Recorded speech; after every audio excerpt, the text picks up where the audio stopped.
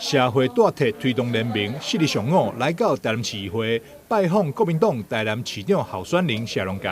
针对台南市社会大体进行意见交流。会中谢龙介甲联盟副召集人吕秉仪等人交换社会大体政策看法，谢龙介也当场针对联盟提出的诉求表达看法。目前其实整个台南的社会住宅的一个进度以及制度的一个建立，都可以再加一把劲。那面对着这2年房价又飙涨得非常高的情况之下的话，台南需要借由努力的兴办社会住宅来协助年轻人解决居住的一个问题。这样，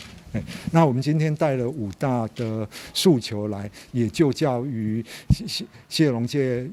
候选人这样，那希望就是说也能获得谢候选人的一个积极的一个支持跟回应。我们驻盟来拜访，我觉得说这是把问题台面化。那身为已经升格为院辖市的台南市，如果在这一块没有做一个妥适的规划，那我想这个就会很遗憾。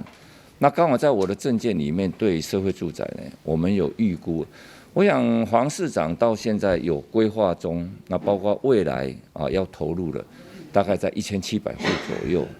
那我们会在我4年的任内，我们会提高到7000户。那会透过各种不同的手段，那过去的政府很少在这一块去做思考，是因为他没有感受到压力。那我们今天从联盟这边呢提出来的议题，其实这种压力很快就会往南扩散，而且是一年一年会倍增了。社会大体推动联盟提出的5项诉求包含中央起、6都嘛要起。都市开发绿地应回馈社会大体，以收入实算会当负担的租金，大体营运袂当中央地方一起两制，大体的大机制应该采用轮候制等等。